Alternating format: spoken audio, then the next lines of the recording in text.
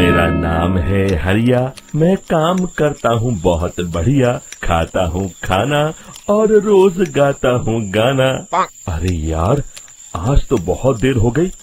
इस खतरनाक जंगल को देखकर तो मेरे हाथ पैर ठंडे हो गए हैं। अगर मैं वक्त पर गांव नहीं पहुंचा तो मालिक बहुत नाराज हो जाएंगे।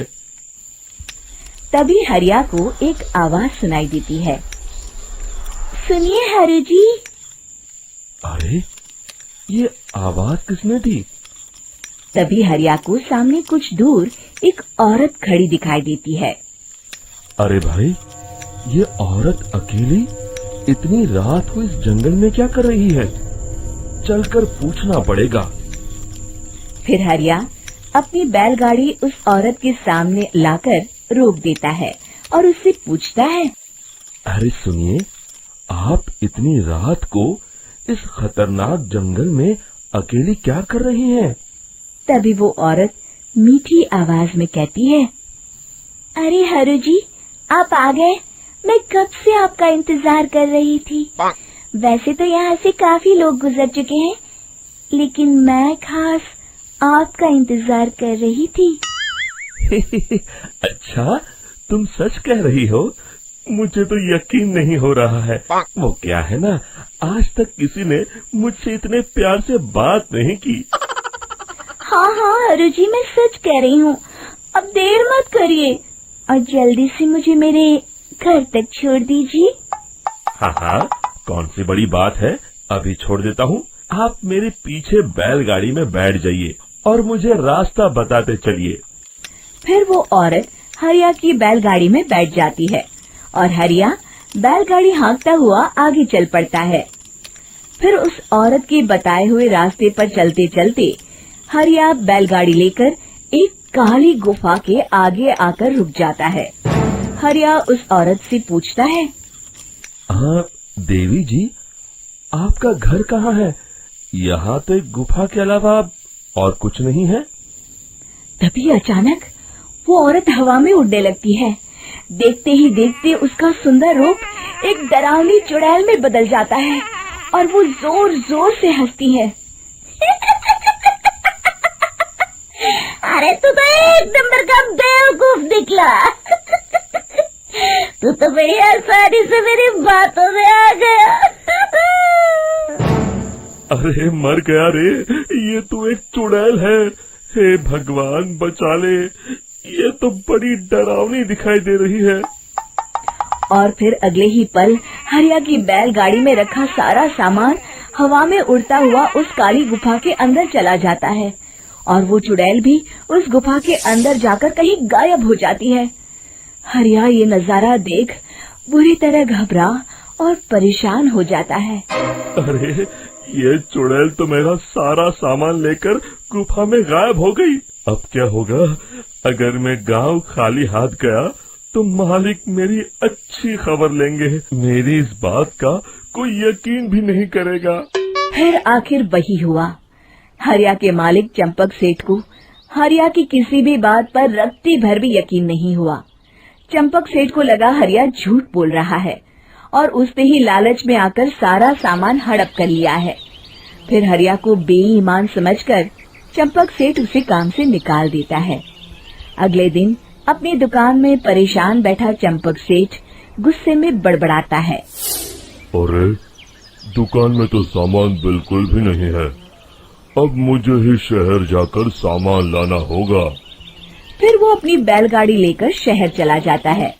शहर से सामान लेकर जब चंपक सेठ वापस गांव लौट रहा होता है, तभी उसे एक आवाज सुनाई देती है। चंपक जी, ओ चंपक जी। अरे, ये तो कोई मेरा नाम लेकर मुझे पुकार रहा है। फिर उस रास्ते में वही औरत खड़ी दिखाई देती है। फिर क्या था, हरिया की तरह चंपक सेठ भी उस औरत के पास अपनी बैलगाड़ी लेकर जाता है और वो भी उसकी चिकनी चुपड़ी बातों के मुंह जाल में फंस जाता है। फिर चुड़ैल उसे भी अपनी गुफा तक ले जाती है और उसका सारा सामान लेकर गुफा में गायब हो जाती है। बेचारा चंपक सेठ लाचार होकर खाली हाथ गांव लौट आता है। फिर ये उस जंगल में रोज की बात हो जाती है। जो कोई भी शहर से कुछ लेकर गांव की तरफ लौटता, वो चुड़ैल उसे बेवकूफ बनाकर उसका सारा सामान लेकर गुफा में गायब हो जाती। एक दिन हरिया एक लकड़हारे को उसी जंगल की तरफ जाते हुए देखता है। फिर हरिया उसे रोकते हुए कहता है, अरे भाई, क्यों अपनी मौत को दावत दे रहे हो?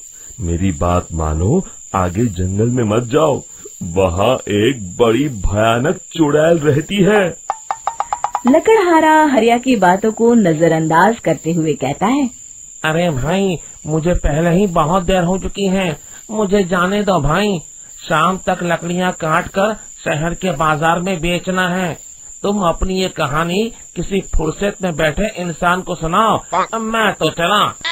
इतना कहकर लकड़हारा वहाँ से आगे जंगल की तरफ चला जाता है। फिर अगले दिन गांव के मुखिया के घर के बाहर बहुत सारे लोग जमा हो जाते हैं।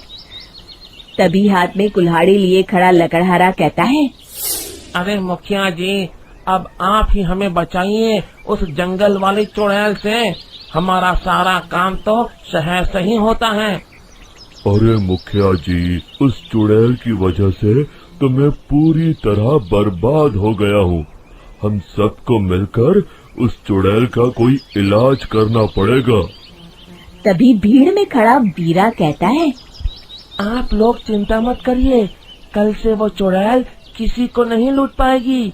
मेरे पास एक बहुत अच्छी तरकीब है। तभी चंपक सेठ उसका मजाक उड़ाते हुए कहता है, अरे तेरा नाम वीरा है तो क्या हुआ? तूने अभी उस चुड़ैल को देखा नहीं है? जाकर अपना काम कर, बड़ा आया।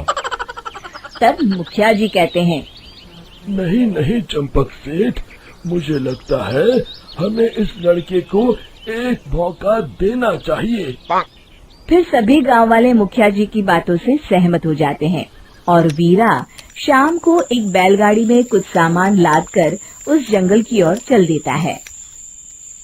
वीरा, ओ वीरा, कहाँ जा रहा है? तभी वीरा मुड़ के देखता है, वही चुड़ैल एक औरत के रूप में खड़ी है। अरे बहन जी, मैं आपको ही ढूंढ रहा था। देखिए, मैं आपके लिए क्या लाया हूँ। हैं?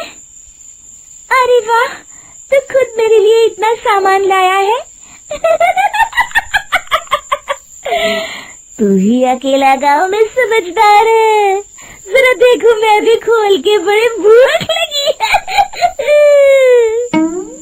जैसे ही चुड़ैल उस सामान पर से कपड़ा हटाती है, एक भगवान शिव की तेज रोशनी उसके अंदर मूर्ति से निकलती है और चुड़ैल अपने असली रूप में आकर जलने लगती है। अरे मैं जल रही हूँ, बचाओ! बचाओ! ओम नमः शिवाय, मर गई मैं! देखते ही देखते वो चुड़ैल राख के साथ उड़ जाती है और सभी गांव वाले भी वहां जाते हैं। शिक्षा बुराई पे सदा अच्छाई की ही जीत होती है।